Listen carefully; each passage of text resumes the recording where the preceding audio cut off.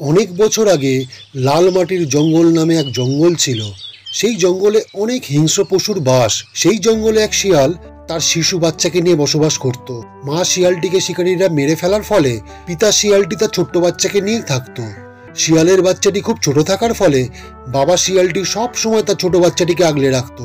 একদিন এক দুষ্টু বাঘের নজরে পড়ল শিয়াল আর তার এই ছোট্ট বাচ্চাটি। বহুদিন পর চোখের সামনে এক জোড়া লোভনীয় শিকারের দেখা পেলাম। অনেক দিন হয়ে গেল কোনো তাজা শিয়ালের মাংস খাওয়া হয়নি।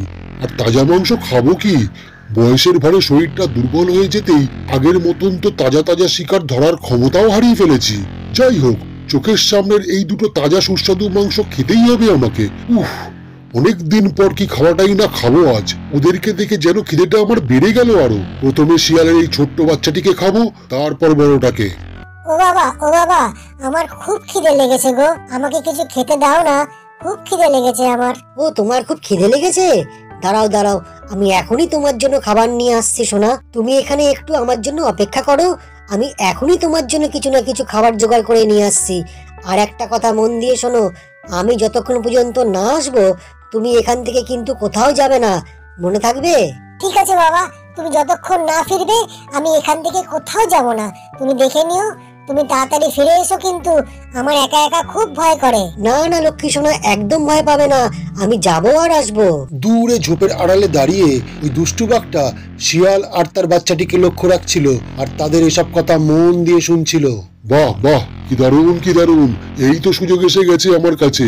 যেটা চেয়েছিলাম এখন সেটাই হতে যাচ্ছে। বাহ, কি মজা আজ আমার। ভগবান যে এত তাড়াতাড়ি আমার কথা শুনবে আমি ভাবতেও পারিনি। শিয়াল তার বাচ্চার খিদের কথা চিন্তা করে কিছু খাবার জোগাড় করার জন্য গভীর জঙ্গলে খাবার খুঁজতে বেরিয়ে গেল। বহুক্ষণ ঘুরেও শিয়ালটা তার ওই ছোট্ট বাচ্চাটার জন্য কোনো খাবারই জোগাড় করতে পারলো না। তোমার কি হয়েছে শিয়াল ভাইয়া? তোমাকে দেখে খুব ক্লান্ত লাগছে আমার, আর মনে হচ্ছে তোমার মনটাও খুব খারাপ। কেন, তোমার কি হয়েছে শিয়াল ভাইয়া? আর বলো না আমার দুঃখের কথা হাতি ভাই, আমার ওই ছোট্ট বাচ্চাটা খিদের জ্বালায় ছটফট করছে গো। ওর খাবার জোগাড় করার জন্যই জঙ্গলে ঘুরে বেড়াচ্ছি হাতি ভাই, কিন্তু কোথাও কোনো খাবারের হদিশ খুঁজে পেলাম না ভাই। হ্যাঁ শিয়াল ভাই, তুমি ঠিকই বলেছো। এবারে প্রচন্ড খরার কারণে এই জঙ্গলে খাবারের খুবই অভাব দেখা দিয়েছে।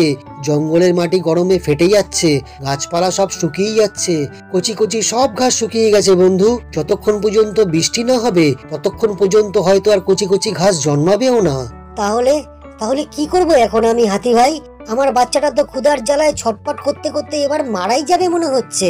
না, তুমি এত চিন্তা করো না শিয়াল ভাই, আমি তোমাকে কিছু কচি গাছের পাতা এনে দিচ্ছি। এখান থেকে বেশ কিছুটা দূরে আমি এক পুকুরের পাশে কিছু কচি পাতার গাছ দেখেছিলাম। তুমি এখানেই আমার জন্য অপেক্ষা করো বন্ধু, আমি চট করে গিয়ে কিছু কচি পাতা তোমার ওই ছোট্ট বাচ্চাটার জন্য নিয়ে আসছি। কি করবো বন্ধু, কোথাও তো ঘাস খুঁজে পাবো না, তাই আপাতত ক্ষুধার জ্বালা মেটাতে ওই কচি পাতাই না হয় ব্যবহার করো বন্ধু।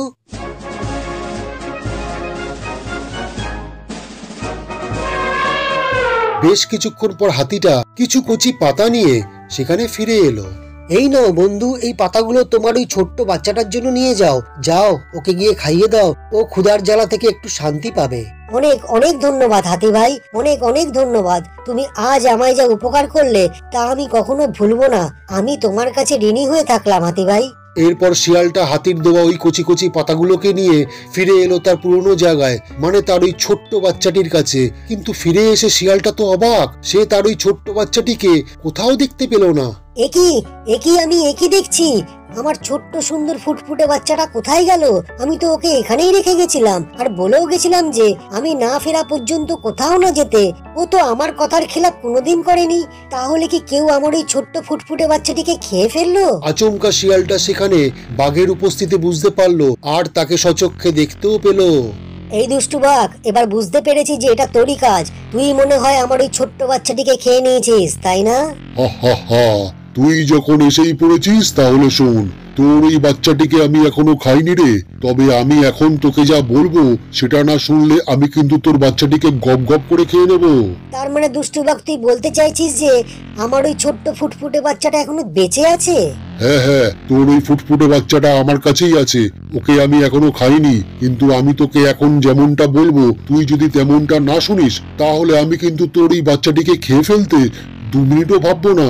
না না বাঘ মামা না, তুমি আমার বাচ্চাটাকে খেও না, আমি তোমার সব কথা শুনবো। এবার বলো আমাকে, আমি তোমার জন্য কি করতে পারি? তাহলে শোন শিয়াল, তুই যদি তোর এই ছোট্ট ফুটফুটে বাচ্চাটিকে জীবিত অবস্থায় দেখতে চাস, তাহলে তুই প্রতিদিন যেখান থেকে পারিস আমার জন্য কিছু না কিছু খাবার জোগাড় করে নিয়ে আসবি। আর যেদিন তুই যে কোনো ভাবে আমার জন্য খাবার আনতে পারবি না, সেদিন তুই ভাববি যে তোর বাচ্চাটাও শেষ, আমি তোর বাচ্চাকে জ্যান্ত মেরে খেয়ে নেবো। বল এবার তুই আমার এই শর্তে রাজি আছিস কিনা? হ্যাঁ হ্যাঁ বাঘ মামা, হ্যাঁ আমি তোমার কথায় রাজি। তাহলে তুই যখন আমার শর্তে রাজি, তখন যা, আজ থেকেই তুই কাজ শুরু কর। যা, আমার জন্য যেখান থেকে পারিস খাবার খুঁজে নিয়ে আয়। খিদের জ্বালায় পেটের ভিতর যেন আগুন জ্বলছে আমার। যা যা, তাড়াতাড়ি যা, তাড়াতাড়ি যা। এরপর শিয়াল কোনো কিছু চিন্তা না করে বাঘের জন্য খাবার খুঁজতে বেরিয়ে পড়ল। অবশেষে শিয়ালটা ওই দুষ্টু বাঘের জন্য কিছু খাবার খুঁজে পেল। হিরে লক্ষ্মীছাড়া শিয়াল, সারাদিন আমায় বসিয়ে রেখে খাবারের জন্য অপেক্ষা করিয়ে শেষে কিনা এত অল্প খাবার নিয়ে এলি। এই অল্প খাবার তো আমার পেট অব্দিও যাবে না, আমার তো এতে পেটই ভরবে না লক্ষ্মীছাড়া। কি করব বাঘ মামা, সারাটা জঙ্গল তন্ন তন্ন করে খুঁজে অবশেষে তোমার জন্য এই খাবারটা জোগাড় করতে পেরেছি গো। জঙ্গলে তো খাবারের খুবই অভাব দেখা দিয়েছে। ঠিক আছে ঠিক আছে, এখনকার মতো না হয় এটা দিয়েই কাজ কোনো মতে চালিয়ে নেব, কিন্তু মনে রাখিস আগামীকাল কিন্তু অনেক অনেক বেশি খাবার আমার চাই, এই বলে দিলাম। এইভাবে শিয়ালটা রোজই বাঘের জন্য যেভাবেই হোক না কেন কিছু না কিছু খাবার জোগাড় করেই নিয়ে আসতো, আর বাঘটা বসে বসে মহা আনন্দে সেই খাবারগুলো খেত। বাহ বাহ, কিরে শিয়াল, আজ তো দেখছি তুই বেশ ভালো পরিমাণে খাবার আমার জন্য জোগাড় করে এনেছিস। তাহলে এবার কি তুমি আমার ওই ছোট্ট বাচ্চাটিকে একটু চোখের দেখা দেখতে দেবে বাঘ মামা? আমার বাচ্চাটার জন্য মনটা খুব খারাপ লাগছে গো। এই শিয়াল শোন, তোর এই ছোট্ট বাচ্চাটা অনেক অনেক ভালো আছে, তবে এত তাড়াতাড়ি আমি তোকে তোর বাচ্চার সঙ্গে দেখা করতে দেব না। একটা মাস যাক, দেখি তুই আমার সত্য কেমন মানছিস, সেটা দেখে তারপরেই আমি তোকে তোর বাচ্চার সঙ্গে দেখা করতে দেব, বুঝলি?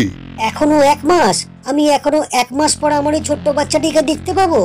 আহ, এত প্রশ্ন করে আমার মাথাটা গরম করাস না শিয়াল। তুই যদি আমার কথা মতো না চলিস, তাহলে আমি কিন্তু আজই তোর বাচ্চাকে খেয়ে নেবো।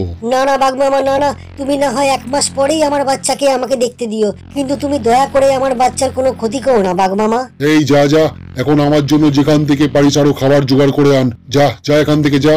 এইভাবে দিনের পর দিন শিয়ালটা বাঘের জন্য যেখান থেকে পারুক খাবার জোগাড় করে আনতো, আর ওই দুষ্টু বাঘটা বসে বসে পেট ভরেই খাবারগুলো খেত। এমনি ভাবেই 1 মাস কেটে গেল। বাঘ মামা, আজ তো 1 মাস পূর্ণ হয়ে গেল, এইবার আমার বাচ্চাটাকে একবার অন্তত একটু দেখতে দাও। তুই তোর বাচ্চাকে দেখতে পাবি আরো 1 মাস পর। আরো 1 মাস ধরে তুই আমার জন্য নানান রকমের খাবার জোগাড় করে আনবি, নইলে কিন্তু আমি তোর বাচ্চাটিকে মেরে জ্যান্ত খেয়ে নেবো, এই বলে দিলাম। না না বাঘ মামা, না না, ক্ষমা করো আমায়, ক্ষমা করো, আমার অন্যায় হয়ে গেছে। আমি তোমার সব কথায় রাজি, তুমি শুধু আমার বাচ্চাটাকে মেরো না বাঘ মামা। যা, যেখান থেকে পারিস আমার জন্য খাবার জোগাড় করে নিয়ে আয়, আমার চোখের সামনে থেকে যা। এই রকম ভাবে আরো বেশ কিছুদিন কেটে গেল। শিয়াল কিছু উপায় না পেয়ে হাতির কাছে গেল। হাতি শিয়ালকে দেখে জিজ্ঞাসা করলো, কি হয়েছে তোমার শিয়াল বন্ধু? তোমাকে দেখে মনে হচ্ছে যে খুব মন খারাপ তোমার। কেন, কি হয়েছে? আমি কি তোমার কোনো উপকারে আসতে পারি বন্ধু? এরপর শিয়াল বাধ্য হয়ে হাতিকে সমস্ত ঘটনা খুলে বলে। সব ঘটনা শুনে হাতি শিয়ালকে বলল, তুমি কিন্তু বেশ কিছু ভুল করেছো বন্ধু। ওই দুষ্টু বাঘটা একটা মিথ্যাবাদী, পাজি, ধোঁকাবাজ বাঘ। একবার সে আমার এক হরিণ বন্ধুর সাথেও এমন করেছিল। সে আমার হরিণ বন্ধুর এক ছানাকে খেয়ে ফেলেছিল। সেই শোকে আমার হরিণ বন্ধুটিও মারা যায় বন্ধু, তুমি জানো? তাহলে তো তোমার কথা মতো ওই দুষ্টু বাঘটা আমার বাচ্চাটিকে খেয়ে নিয়েছে বন্ধু। হ্যাঁ বন্ধু, দুঃখের হলেও এটাই সত্যি। এইভাবে ওই দুষ্টু বাঘটার অন্যায় আর সহ্য করা যাচ্ছে না, এর একটা বিহিত হওয়া খুব দরকার। শোনো বন্ধু, আমার মাথায় একটা বুদ্ধি এসেছে। এরপর হাতি তার বুদ্ধির কথাটা শিয়ালকে সব খুলে বলল। কি বন্ধু শিয়াল, যে কাজটা তোমায় বললাম করতে, সেটা ঠিক মতন করতে পারবে তো? হ্যাঁ হ্যাঁ হাতি ভাই, আমি অবশ্যই পারবো, আমাকে পারতেই হবে। কি রে হতচ্ছাড়া শিয়াল, আজ আমার খাবারটা তুই এখানে এনে রেখেছিস কেন? কারণ এটাই হবে তোর জীবনের একদম শেষ খাবারে দুষ্টু বাঘ। এর মানে কি? তার মানে কি তুই সবকিছু বুঝে গেছিস? তোর এত বড় বুকের পাটা, তুই আমাকে ধমক দিচ্ছিস? এবার দেখ, এবার তোকেই আমি জ্যান্ত খেয়ে নেবো হতচ্ছাড়া।